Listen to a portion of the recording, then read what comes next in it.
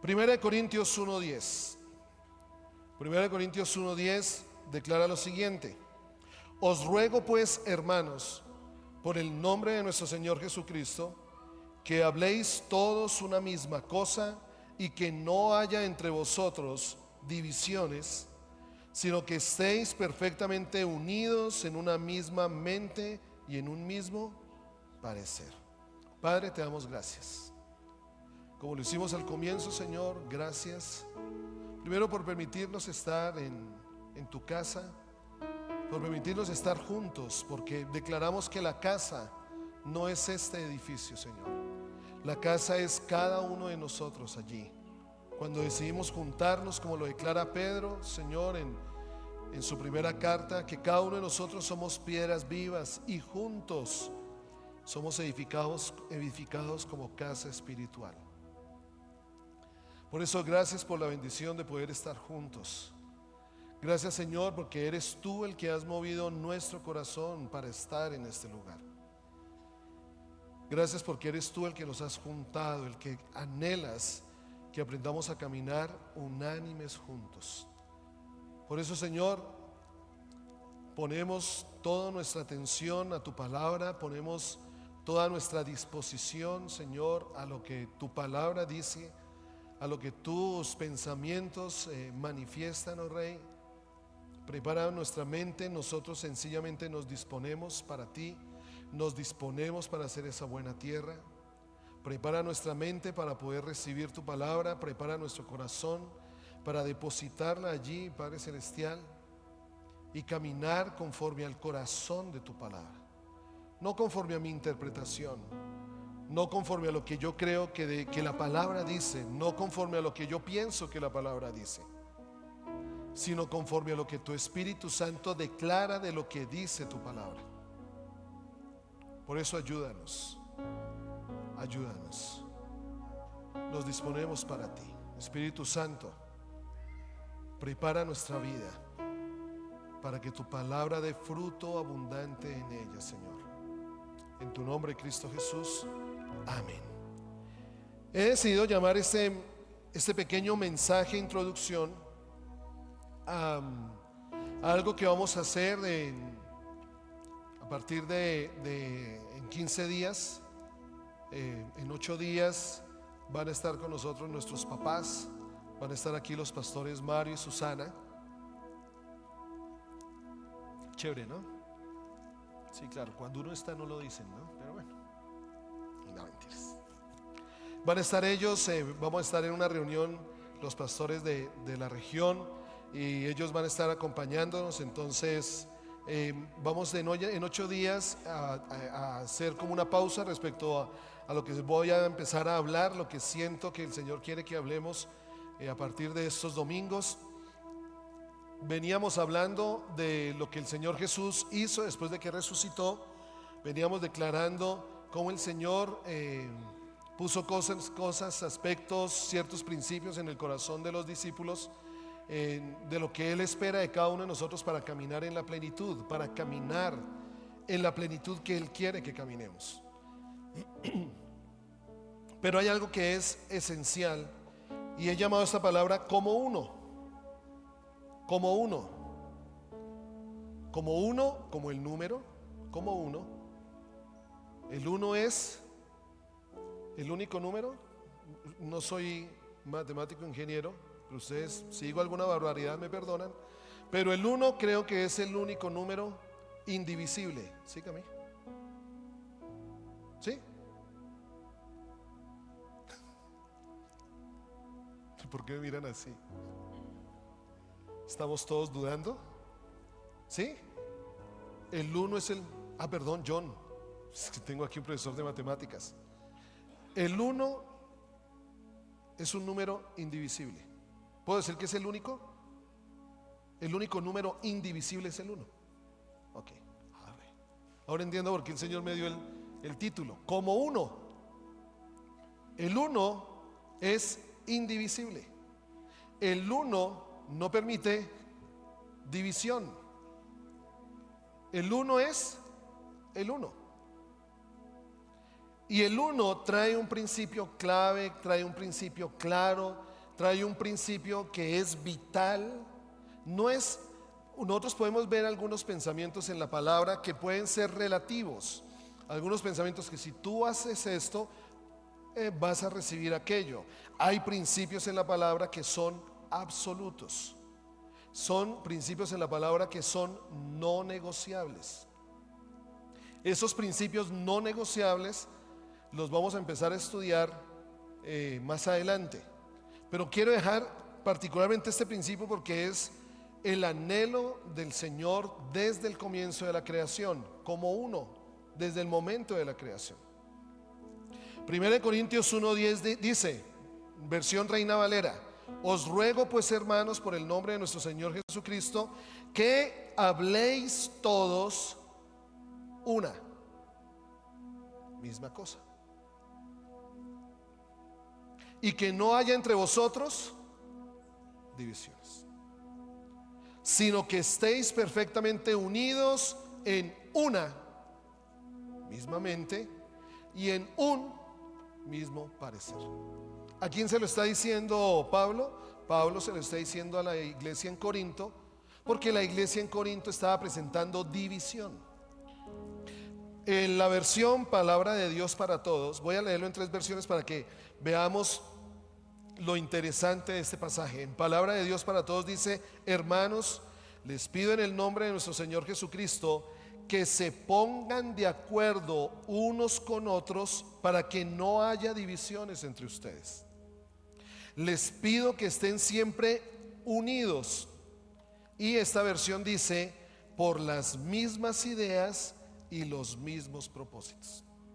Reina Valera declara: unidos en una misma mente y en un mismo parecer. Y mire cómo lo dice la Nueva Traducción Viviente: armados hermanos, les ruego por la autoridad de nuestro Señor Jesucristo que vivan en armonía los unos con los otros, que no haya divisiones en la iglesia. Y cuando hablamos de iglesia, estamos refiriéndonos a la iglesia de Cristo. Estamos refiriéndonos al cuerpo de Cristo. No nos estamos refiriendo a la comunidad cristiana de fe. No nos estamos refiriendo a asambleas de Dios. No nos estamos refiriendo a una congregación en particular. Aquí la palabra está hablando de que no haya divisiones en la iglesia. Por el contrario, Nueva Traducción Viviente lo dice: sean todos de un mismo parecer. ¿Y qué es un mismo parecer? Unidos en pensamiento y propósito. Complejo. Podríamos decir casi imposible. Para nosotros imposible. Imagínense tener las mismas ideas. Los que estamos aquí, empecemos por lo pequeño, ¿no? Empecemos por los que estamos aquí. Bueno, empecemos en nuestras casas. Bueno, empiezo en mí. Empiezo en mí.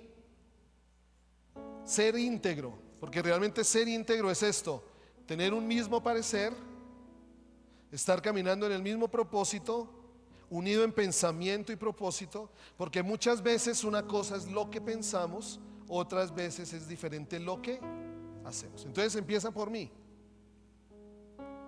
Recuerda que integridad es que lo que yo pienso, lo que yo hablo, lo que yo hago, pienso, hablo, hago y creo es lo mismo.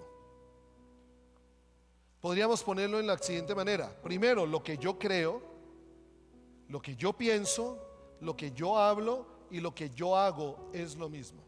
Allí debería haber un mismo parecer. Y ese anhelo de integridad, que integridad no es perfección, ser íntegros no habla de perfección.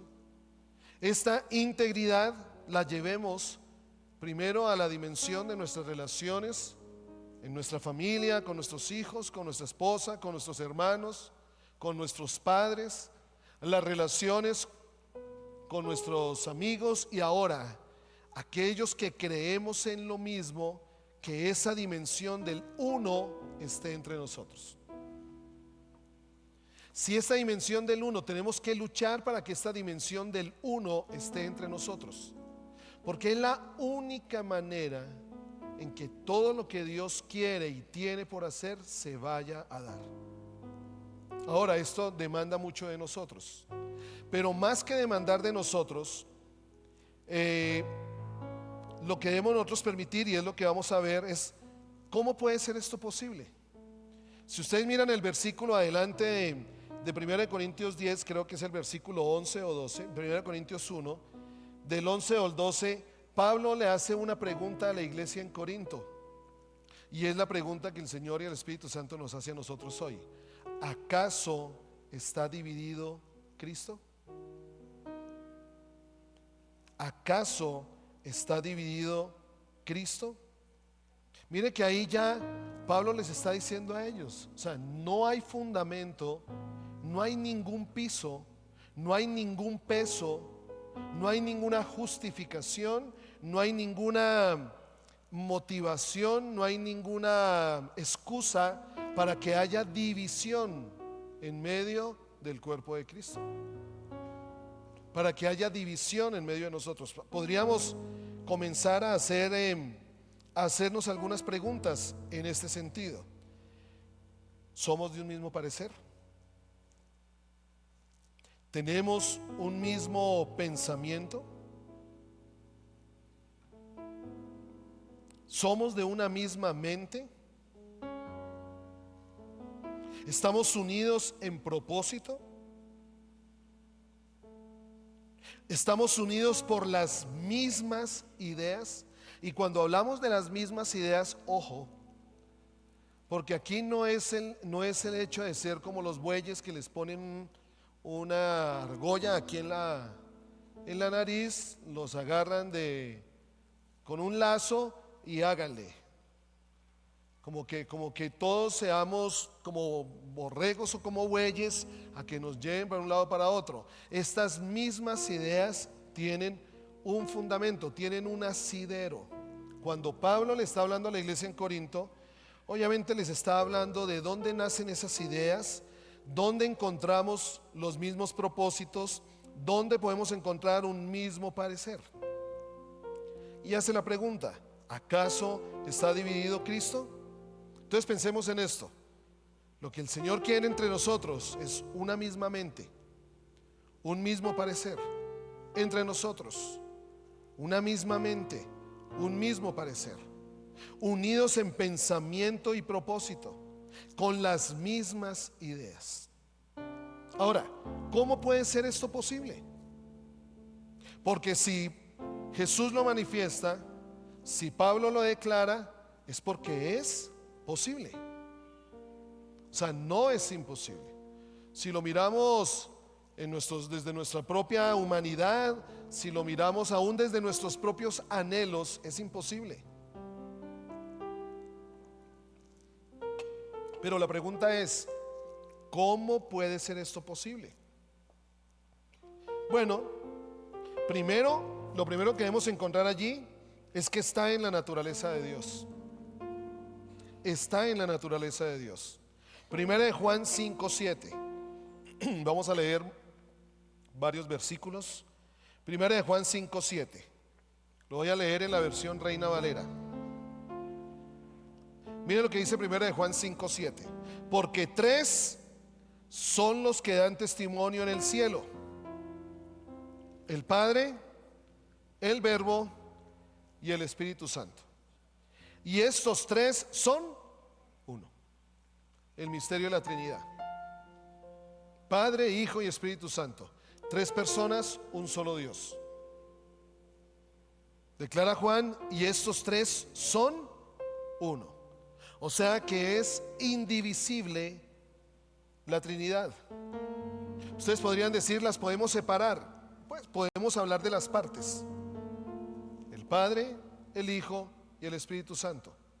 Pero no los podemos dividir. No los podemos dividir. Y vamos a ver qué es lo que dice más adelante la palabra en este sentido. Miren Juan 15, versículo 26. La Nueva Traducción Viviente. Juan 15, 26. Pero a ustedes yo les enviaré. ¿Quién está hablando? Jesús es el que está hablando acá, ¿cierto? Pero a ustedes yo les enviaré al abogado defensor, el Espíritu de verdad. Miren lo que está diciendo Jesús. Jesús está declarando: pero a ustedes yo les voy a enviar el Espíritu de verdad. ¿Y qué dice más adelante? Él vendrá del Padre y dará testimonio acerca de mí.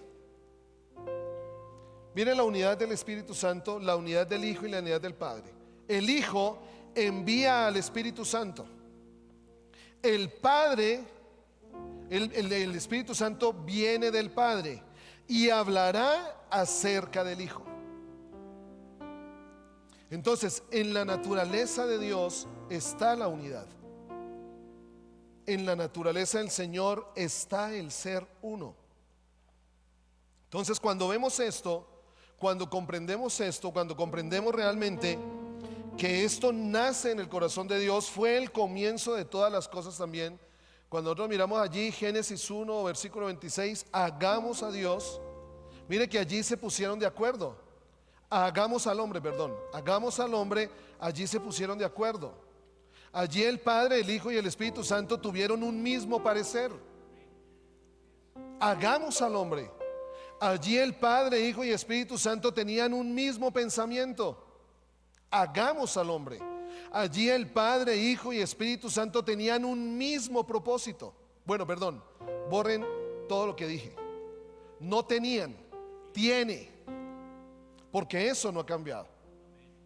Allí el Padre, el Hijo y el Espíritu Santo se movieron en un mismo sentir, con un mismo corazón, con un mismo propósito. Se pusieron de acuerdo y dijeron: hagamos. Dios hubiera podido decirles a Cristo y al Espíritu Santo: ¿saben qué? Voy a hacer al hombre a mi imagen, a mi semejanza.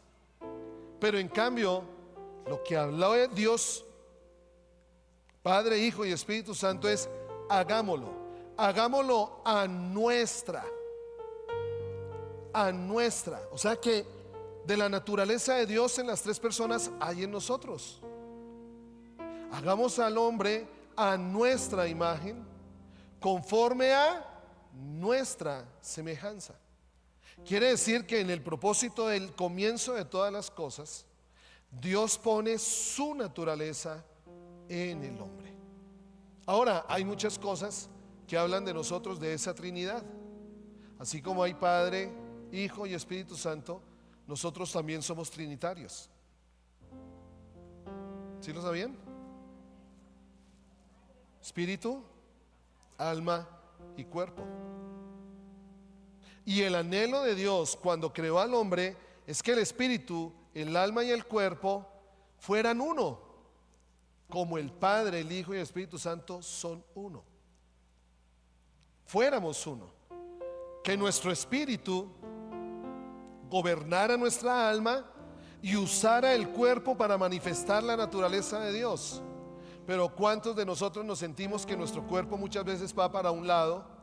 Nuestras emociones, nuestra voluntad, nuestros pensamientos como que van para otro lado, y nuestro espíritu como adormecido, como de pronto muchos, a veces de pronto no somos conscientes que hay un espíritu en nosotros.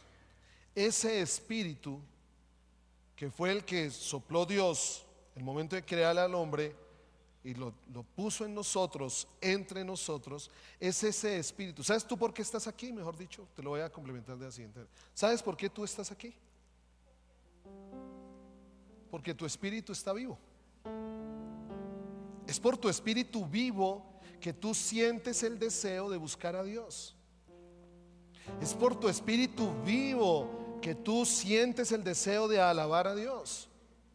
Es pues por tu espíritu vivo que tú sientes el deseo de buscarlo a Él, de tener una relación con Él. Esto no nace de una buena intención, esto no nace, es que a mí me parece, ay, pobrecito el pastor, para que no se vea sola la iglesia. Voy a ir a acompañarlo, a que se sienta, sí, que se sienta rodeado, que no esté solo. No, si tú estás aquí es porque en tu espíritu fue movido por el Espíritu de Dios a venir a este lugar. Ahí esta es la prueba de que el espíritu tuyo está vivo, que puede que esté adormecido en algunos, puede que esté durmiendo en otros, puede que lo tengamos un poco allí en un cuarto quieto, pero el anhelo de Dios será ese. Entonces está en la naturaleza del Señor. Desde el comienzo de todo, el Señor puso su naturaleza en nosotros, queriendo que fuéramos uno. Ahora, ¿cómo comienzan las relaciones en los primeros tiempos? ¿Cómo comenzaron las relaciones? ¿Ustedes no se han puesto a pensar un poco en eso? ¿De dónde? ¿Cómo nacen las relaciones? Primero nace de una relación de Dios con el hombre. El hombre está puesto allí en el jardín, haciendo, está labrando la tierra, está guardándola, como dice allí Génesis capítulo 2, está guardando y labrando la tierra. O sea que el hombre no estaba allí como un programa que estaba viendo ayer de una pareja que estaba buscando una cabaña en un lago, y pues en algún momento se sentaron al frente del lago y uno se imagina a Adán, pues no, árboles frutales, el león jugando con el cordero, todo, y él allá como un pachá. No, él estaba trabajando, estaba labrando, estaba guardando la tierra, pero en medio de lo que estaba trabajando estaba en una comunión permanente con Dios. Comunión que, aunque el hombre desobedeció, esa percepción de que Dios estaba allí no la perdió. Porque cuando uno se separa del Señor, no es que la percepción se pierda, lo que pasa es que a uno ya no le interesa, que es diferente. Porque cuando el hombre peca, recuerden que el hombre llegó y dijo, ¿sí? Cuando escuchó a Dios, ¿qué hizo el hombre? Entonces no perdió la percepción de Dios. Aunque había pecado, aunque se había separado del Señor, aunque había desobedecido, no perdió la percepción. ¿Qué es lo que sucede? Que muchas veces permanecemos en la desobediencia, que poco a poco nos vamos alejando. Si yo me hago cerca de Dios, yo lo escucho con claridad. Cuando me acerco lo escucho. Cuando me acerco puedo sentirlo. Pero pues si persisto en la desobediencia o en el pecado o en hacer mi voluntad, ¿qué sucede? Gustavito, dígame algo. Gustavito me habló. Gustavito, pero ¿dónde estás? Y Gustavo me dice, yo estoy aquí. Pero ¿dónde? No te escucho. Y a veces decimos, pero ¿por qué Dios no nos escucha? Pues porque toca es que nuevamente acercarnos. La unidad está en la naturaleza de Dios. Dios es uno, Padre, Hijo y Espíritu Santo, en un mismo parecer. Esa naturaleza la pone en el hombre. La pone en el hombre. Por eso, ¿de dónde nace la segunda relación que el hombre tuvo? Y no es la relación de la que habla Génesis 2, versículo que dice que por tanto el hombre, Dios vio que el hombre no podía estar solo, entonces creó todo animal del campo. Y no es respecto a ese pasaje. ¿Qué hizo el hombre qué hizo Dios para que el hombre no estuviera solo? ¿De dónde salió? ¿De dónde salió? De él. No salió de algo aparte. No salió de algo diferente. No salió de algo ajeno a él. Salió de él. Mire que la segunda relación, o las relaciones, fuera de la relación con Dios, las relaciones entre las personas, nació de él mismo. Nació de él mismo. Yo quiero que le echemos un poquitico de imaginación al asunto, porque cuando pensamos en el cuerpo de Cristo, tenemos que pensarlo de la misma manera. Tenemos que verlo de la misma forma. Nosotros nos vemos aquí unos con otros. Unos están aquí, otros están allí, unos con otros, como que nos guardamos, como que a veces como que estamos prevenidos a acercarnos unos a otros. Pero miren que el misterio de la unidad, si lo podemos llamar el misterio de la unidad, nace del cuerpo de Cristo, de que el cuerpo de Cristo es uno solo, pero nace de que la naturaleza de Dios fue puesta en el hombre y las relaciones nacen de Él mismo. De Él mismo, del hombre. Entonces, lo primero es, ¿cómo puede ser esto posible? ¿Cómo podemos caminar en un mismo parecer? ¿Cómo podemos caminar en un mismo sentir? ¿Cómo podemos tener las mismas ideas? ¿Cómo podemos caminar en el mismo propósito? Primero debemos entender que es la naturaleza de Dios. Este es Dios. Y aquí es donde algunos dicen que a veces espiritualizamos el asunto, pero esta realidad de Dios la tenemos que traer a nosotros para poder dimensionar y vivir en este entorno y en esta dimensión que Dios quiere que vivamos. Lo segundo, la naturaleza de Dios en el creyente. Esta naturaleza de Dios no está en aquel que no cree en Jesús. Y cuando hablo de creer en Jesús, no solo hablo de la creencia de que Jesús es el Hijo de Dios. Ustedes dirán, ¿cómo así? Una cosa es creer en Jesús, otra cosa es tener la fe puesta en Jesús. Muchos creen en Jesús. Los musulmanes creen en Jesús. Ellos saben que Jesús estuvo en la tierra. La historia, las culturas creen en Jesús porque hay evidencias arqueológicas, hay evidencias por testigos, hay evidencias por hombres que no fueron parte de los discípulos, que no fueron parte del pueblo judío, que escucharon, que reconocieron, que vieron. Los mismos romanos no lo pueden negar. Si uno estudia la historia del Imperio Romano, ahí aparece Jesús desde la visión de ellos. O sea que no solo es creer en Jesús, lo fundamental es tener fe en Jesús, tener fe en Él. Entonces, la naturaleza de Dios, lo segundo es la naturaleza de Dios en el creyente. Juan 17, 23. En Juan 17, 23, Jesús vuelve a traernos el comienzo de todo. Nueva traducción viviente, lo voy a leer. Juan 17, 23 dice: yo estoy en ellos y tú estás en mí. ¿Qué pasó en Génesis 1:26? Que el hombre estaba en Dios. El hombre estaba en Dios. La naturaleza de Dios fue puesta en el hombre. Cuando el hombre se aparta, y no quiero tomarme tiempo en esto, cuando el hombre se aparta, desobedece, la naturaleza de Dios, digámoslo en cierta manera, que pierde el hombre la naturaleza de Dios en cuanto a que su espíritu murió, su espíritu se separó del espíritu del Señor, su espíritu se separó de él. Por eso es que cuando Dios ve que el hombre ya no era, se había hecho como uno, como él, al comer del árbol de la ciencia del bien y del mal, Dios dice: ahora no es bueno que el hombre lo dejemos por ahí y que tome del árbol de la vida y sea eterno, o sea, que viva eternamente separado de Dios. Por eso lo saca del jardín. Y hay una realidad que Dios le mostró al hombre, ¿no? Si tú comes de ese árbol, o sea, ojo, aquí es donde tenemos que pensar en estos principios que fueron dados al comienzo. Cuando Dios le dijo al hombre: si tú comes de este árbol, ¿de cuál árbol? Del árbol del conocimiento de la ciencia, del bien y del mal. ¿Cuál es el fruto de ese árbol? El fruto del árbol de la vida es vida. El fruto del árbol de la vida es vida. El fruto del árbol de la ciencia, del bien y del mal es muerte. Muerte. Por eso es un árbol peligroso. No era lo que Dios quería.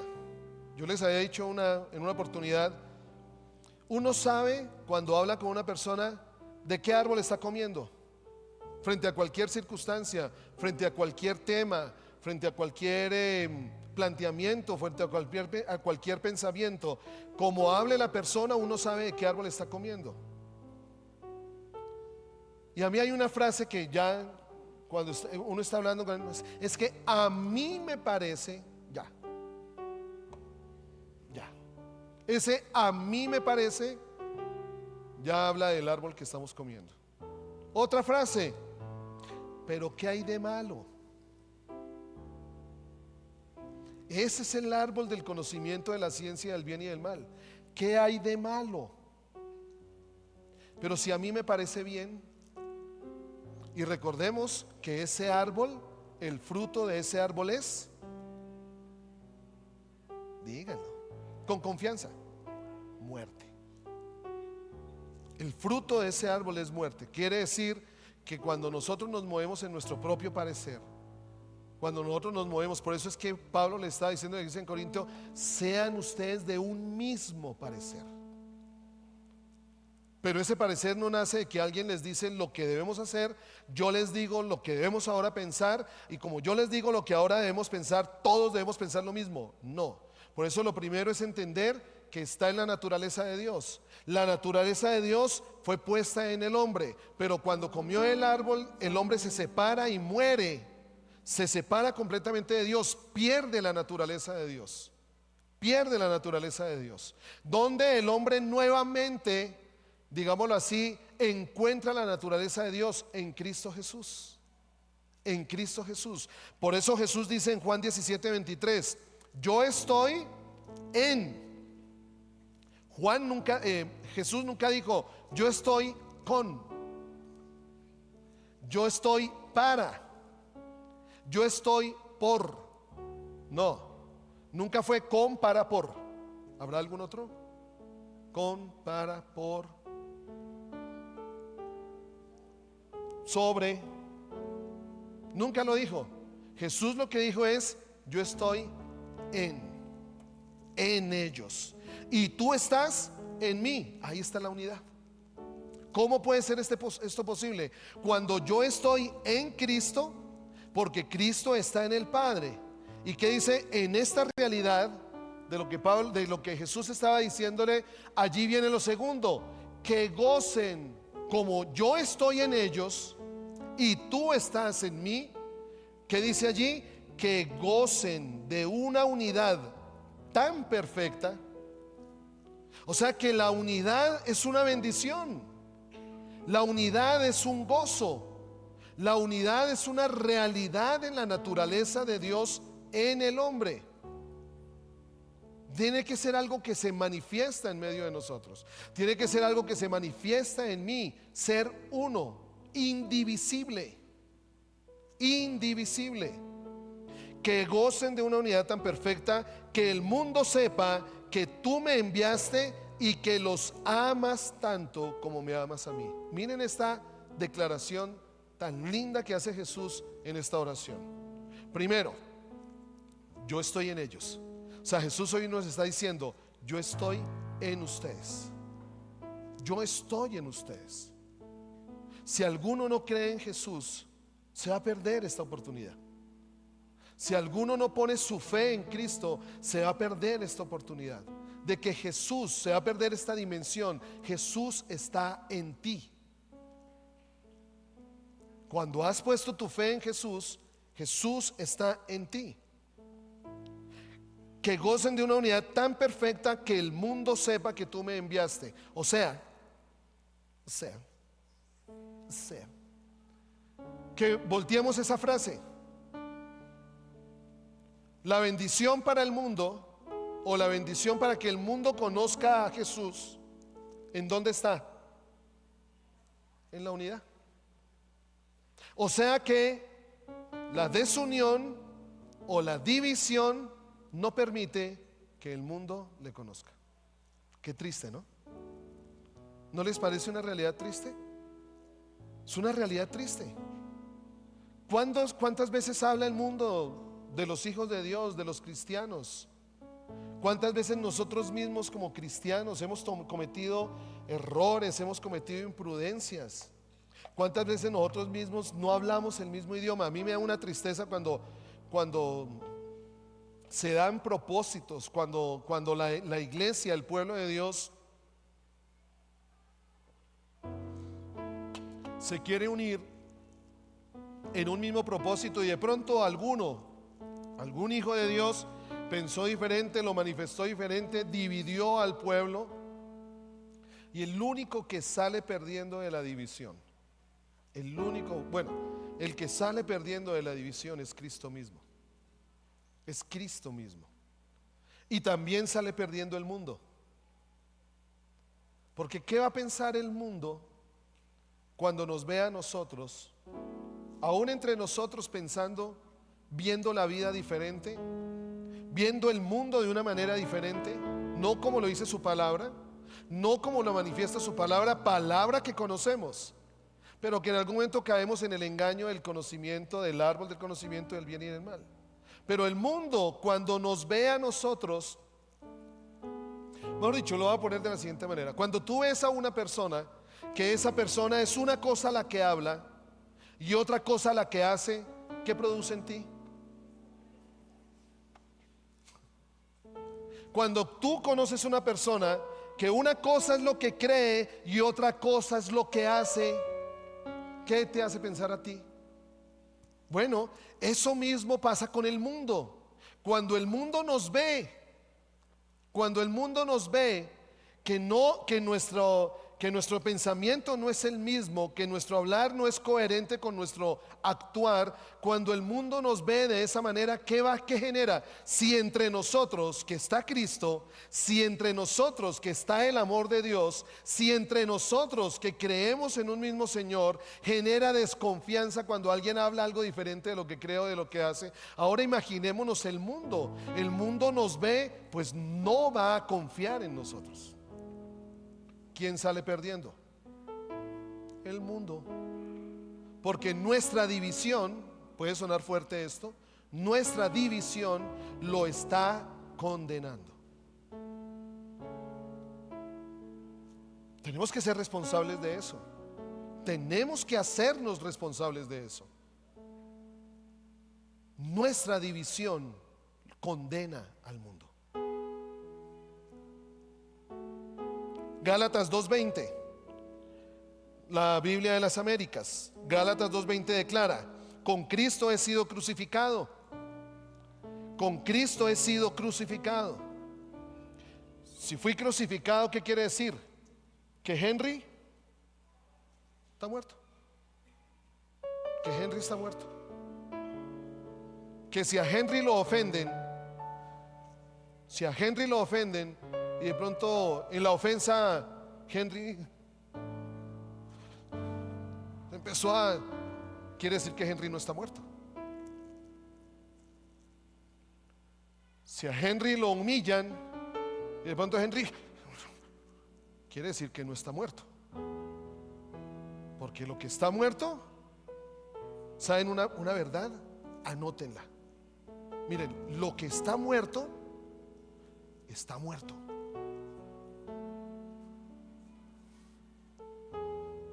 ¿Cuántas veces nos hacen algo, nos dicen algo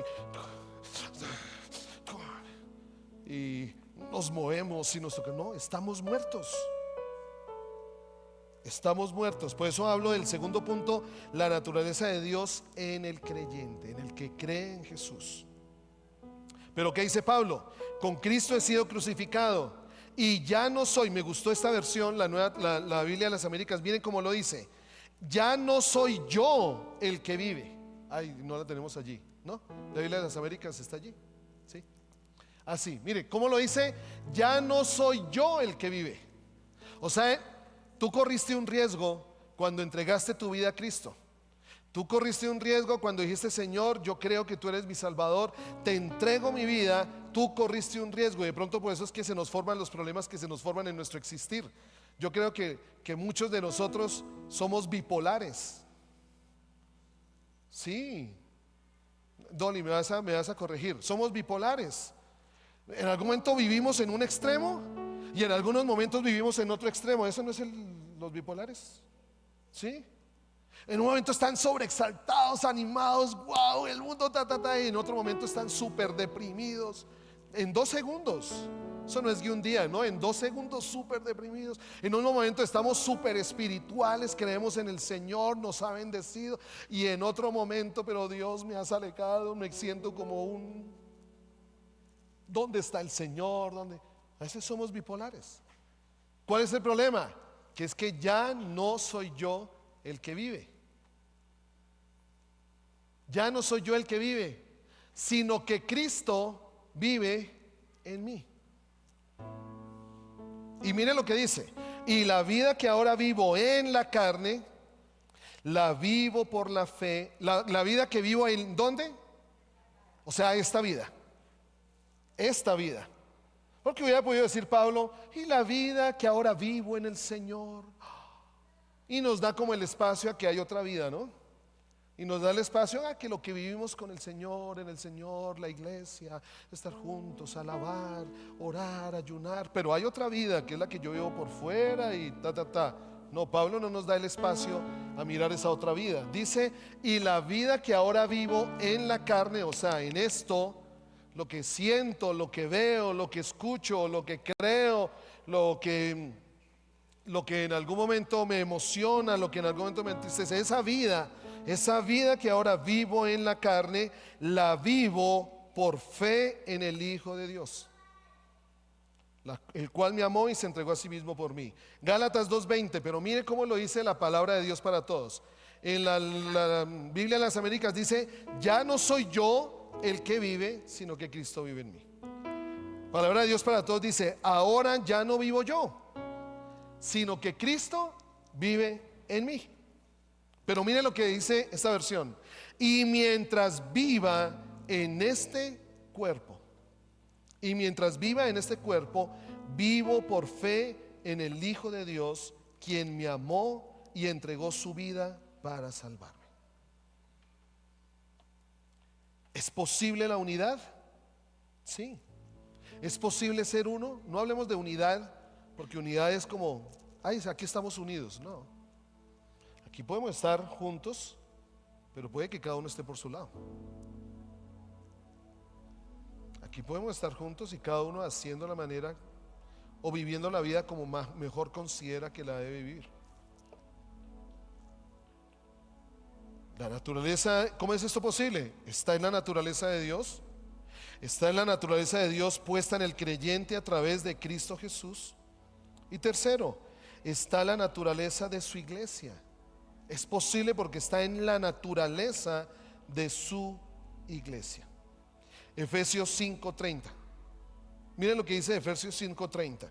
Lo voy a leer en la versión Reina Valera. Porque somos miembros de su cuerpo, de su carne y de sus huesos. Miren lo que declara este versículo: porque somos miembros de su cuerpo, de su carne y de sus huesos. ¿Porque qué? Somos. Muchos buscan ser mejores cristianos. No, lo eres. Soy. Cuando yo entienda quién soy en Él, cuando yo me mueva conforme a lo que soy en Él, ¿cuántas cosas podrían cambiar? ¿Cuántas realidades son transformadas? Cuando entiendo quién soy en Él.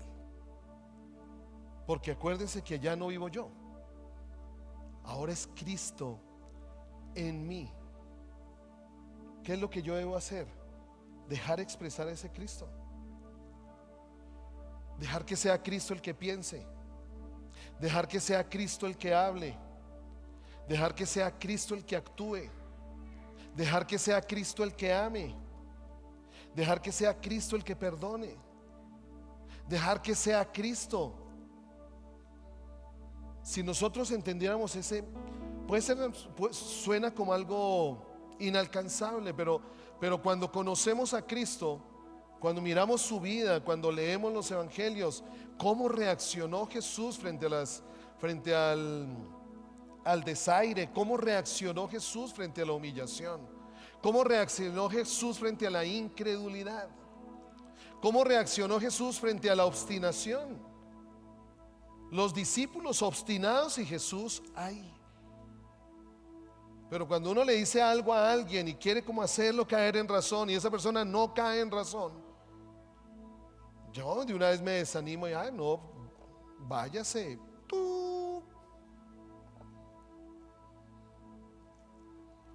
¿Cómo reaccionó Cristo frente a la duda?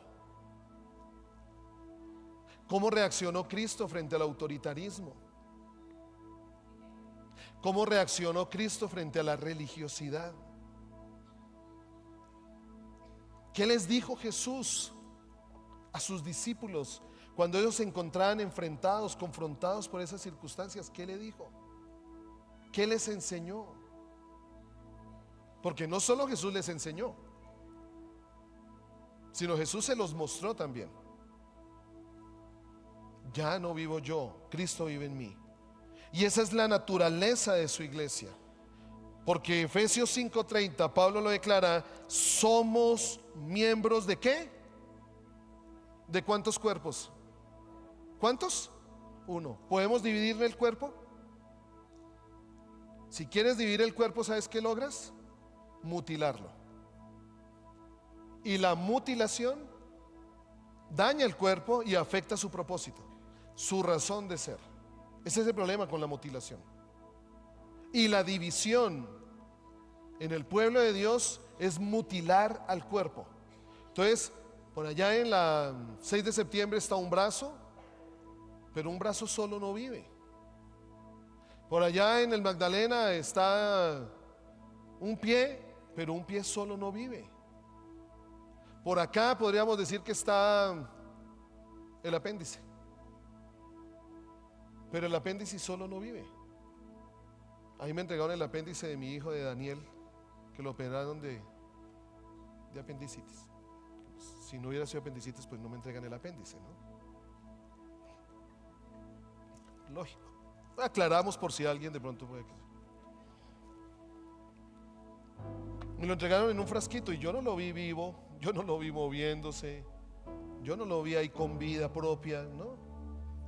No lo vi pataleando, no. Estaba fuera del cuerpo, fuera del cuerpo. Ese apéndice estaba muerto. Muerto.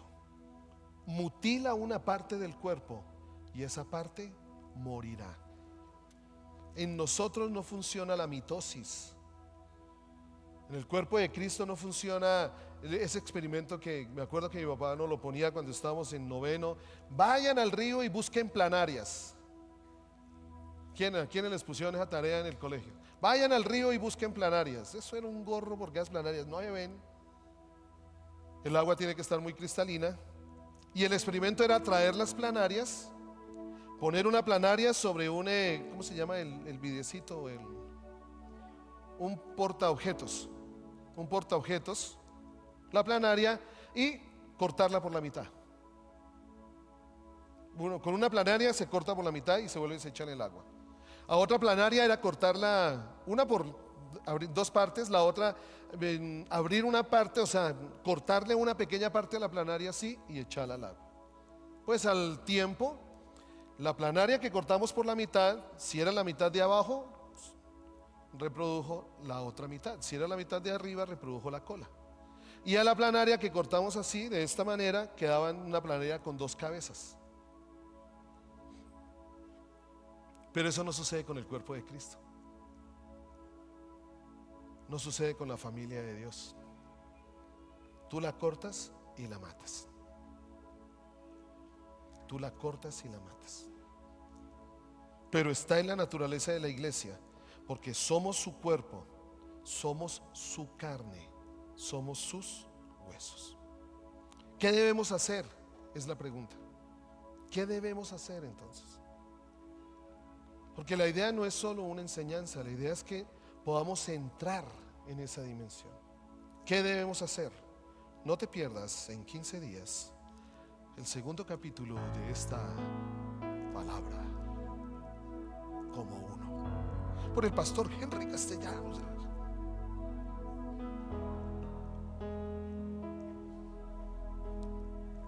por el Espíritu Santo es, porque lo dice su palabra. Ora un momento allí. Cierra tus ojos y ora un momento allí. ¿Qué te está diciendo el Señor a tu corazón?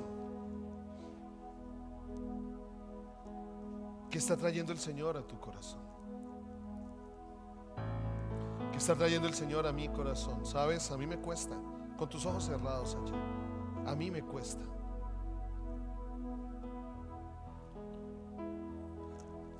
Es más fácil estar unido con aquellos con los que creemos que compartimos algo en especial, con aquellos que tenemos algunas cosas en común. Pero aunque el hígado pueda tener una función y no tenga nada en común con el cerebelo, con el ojo, lo que sí tienen en común es que son el mismo cuerpo.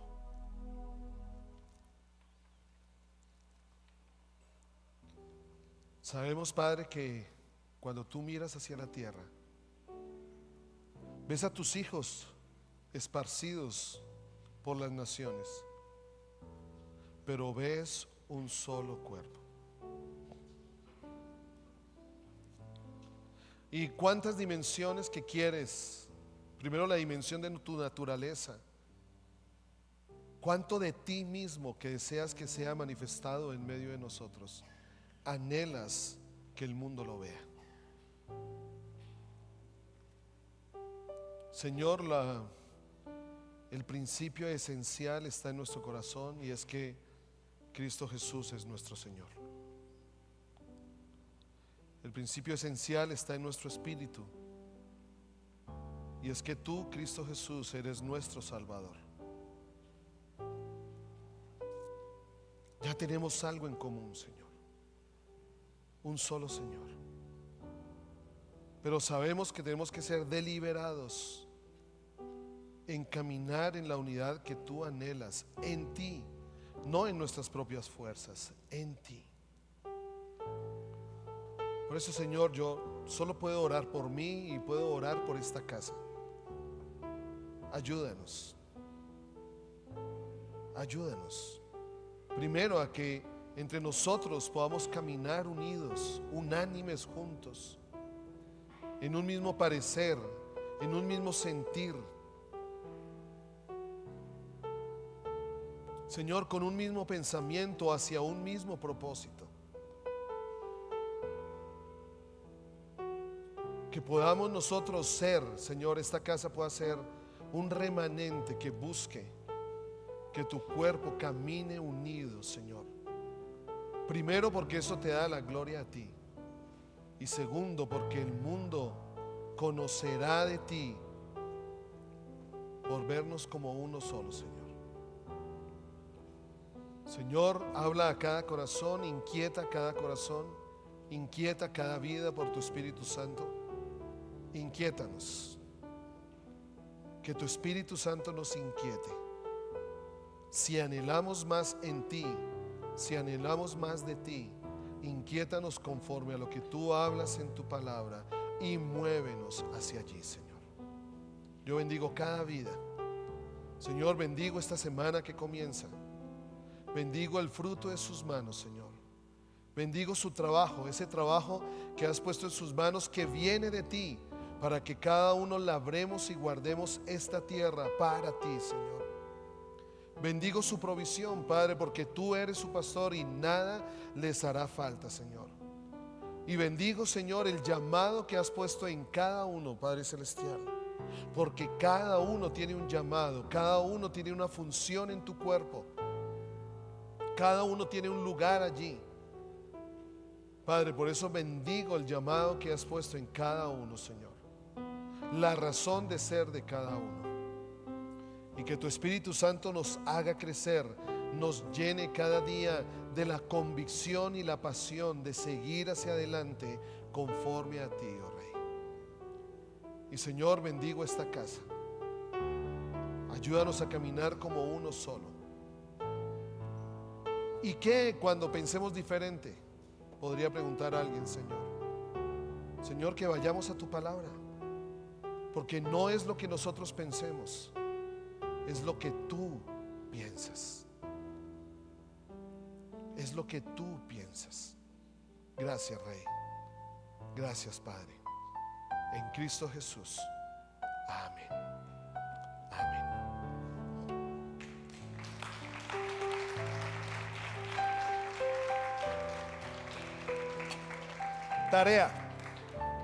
Tarea. Nadie se levanta. Tarea. Escriban en el celular, en una nota. Todos, quiero verlos ahí. Tarea.